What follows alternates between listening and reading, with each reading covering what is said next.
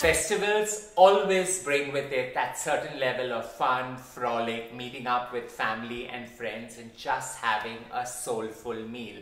When your home becomes the hub of all these festivities, it can be such a daunting affair to put out a spread.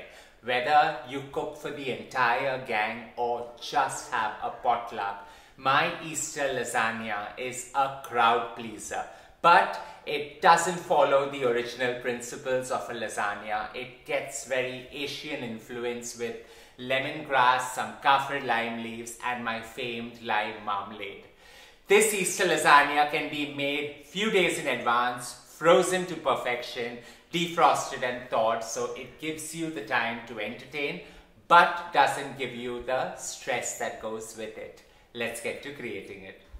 I have friends and family that do not even attempt a lasagna because it's a stressful prep. However, if you have some time on your hands and you do not want to be caught irritating the family most often like me, it's best to work and create these batches of lasagna. So to start off, this lasagna, which is a confusion of sorts, Asian flavors coming in, is going to get trapped right into that typical white sauce. So into a cast iron out here, I'm just going to take about 20 mils of extra virgin olive oil, get it nice and hot and bloom all my herbs in it.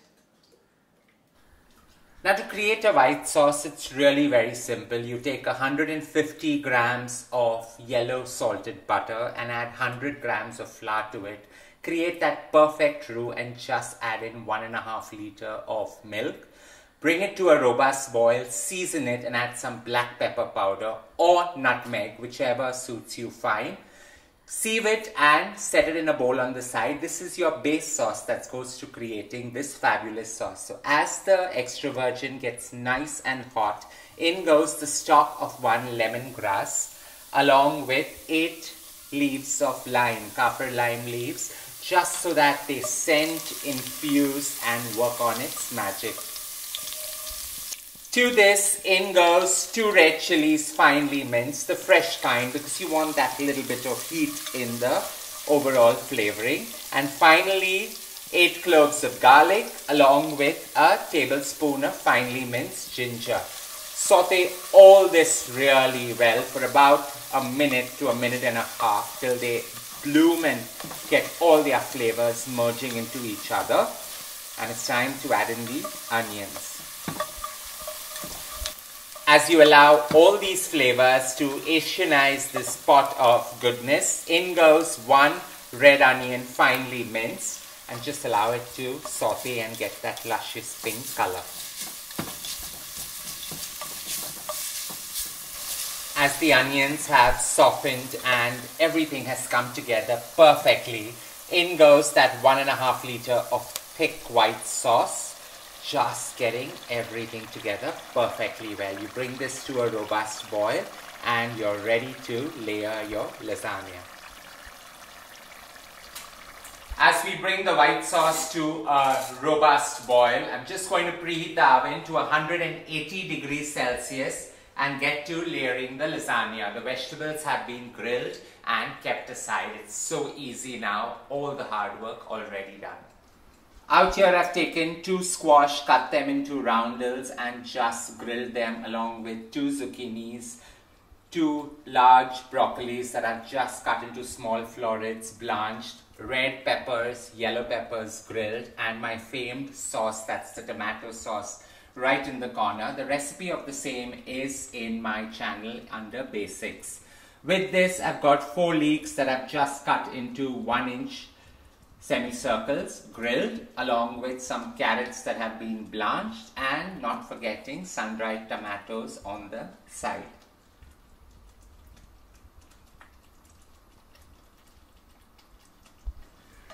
Now while the sauce has come to a robust boil, I'm just going to switch off the flame and create my lasagna in a large bakeware which chills and works really well in the freezer. So to start off, right at the base, I'm going to put half a cup of water, and this helps just balancing all the flavors out perfectly well. Store-bought lasagna is the trick. Do not waste time blanching them. Just use them straight out of a box and start lining them at the bottom. This is really a crowd pleaser because it works perfectly well.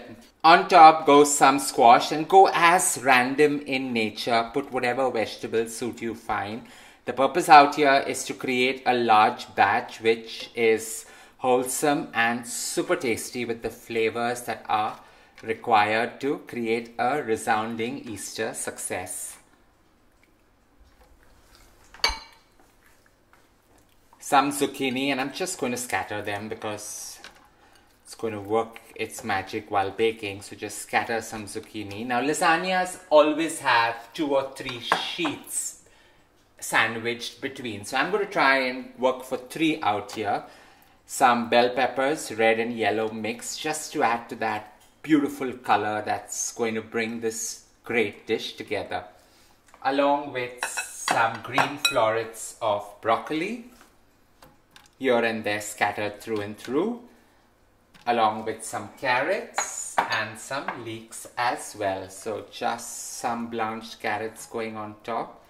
And you have to push everything down between 2 layers so that the flavors really intensify and everything is perfectly well compressed. On top of this goes that gorgeous Asian inspired white sauce. Just pour it on top. And it's so heavily seasoned and bursting with flavor that it's got all the right notes, and it's just going to marry into each other.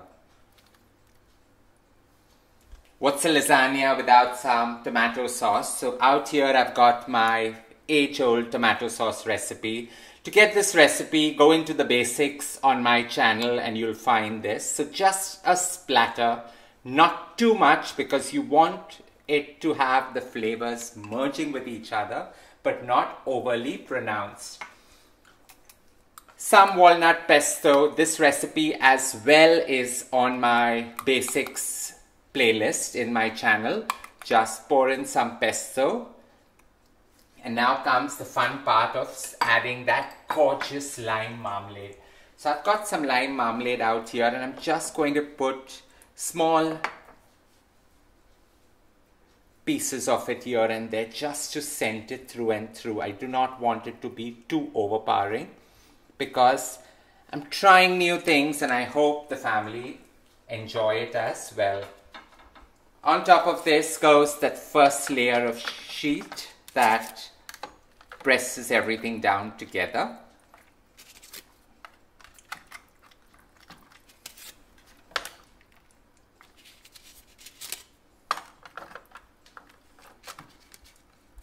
On top of this, now you put the white sauce again because you want any extra to go within the gaps that are situated below. So 2 or 3 ladles of this white sauce, and go right ahead with adding the vegetables again.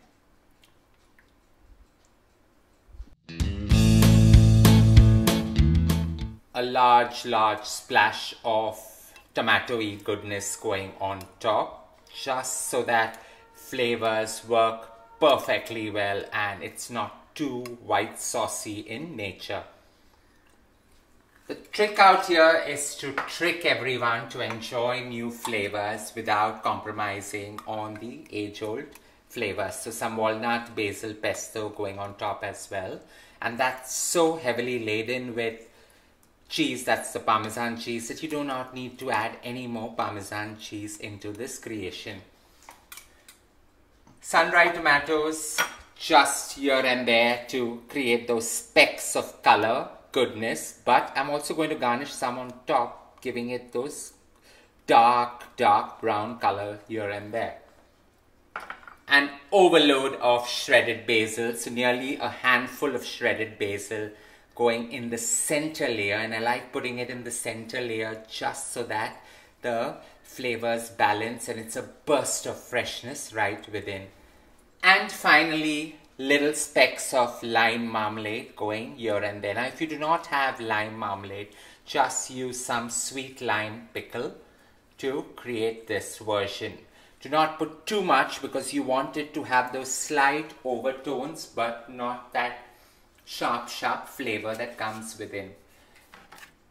Finally, the last level of lasagna sheets going on top, sandwiching everything well together. And we're going to nappe it with some white sauce, some specks of red dancing in between, and an overload of some cheese.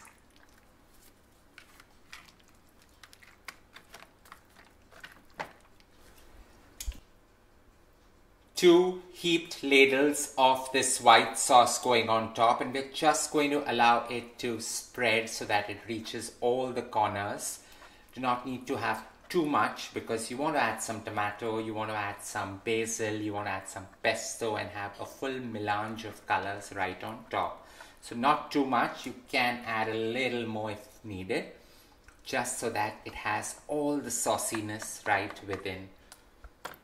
Now, if you noticed in this, I didn't add any cheese within because the basil pesto actually worked its magic. I'm just going to add an overload of cheese on top because that somehow allows you to hold and retain all the moisture within. Slight dollops of basil pesto going on top with chunks of parmesan within. And a trick out here is if you're using basil pesto in cooking, then I like putting the rind of the parmesan as well because it works its magic, and more importantly, it is an ingredient that you do not need to waste. So finally, lastly on top goes some sun-dried tomatoes just to give it those beautiful colors. And I'm going to give it an overload of a sun-dried tomato olive oil drizzle later.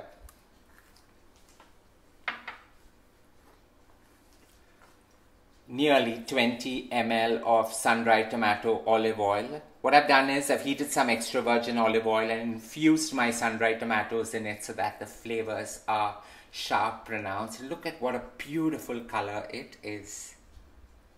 Drizzle this, and this helps in keeping the moisture intact and, more importantly, balancing all the flavors out.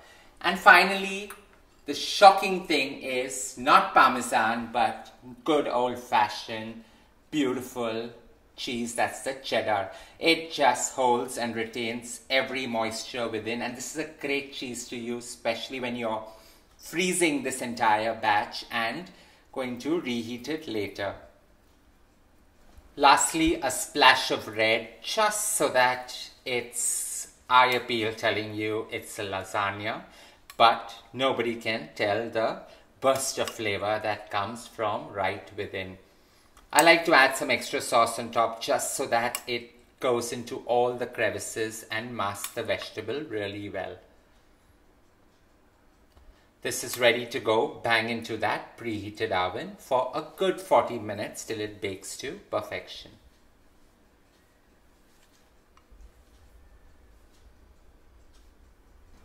The problem out here in baking a lasagna is always that it gets dried out. So if you're baking it at 180 for 40 minutes, I like to keep it covered for 30 minutes and the last 10 minutes just allow the top to brown. So an aluminium foil on top, and this is ready to go bang into that preheated oven to heat perfectly well.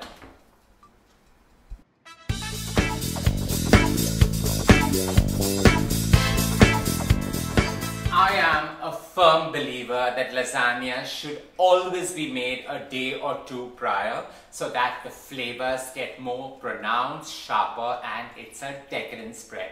I've not allowed this to brown too much because I'm going to freeze it, reheat it on Easter Eve and enjoy it, and that time I'm going to let it get that golden brown color on top. With this ready, it's time to take it out and just go about bringing it down to room temperature.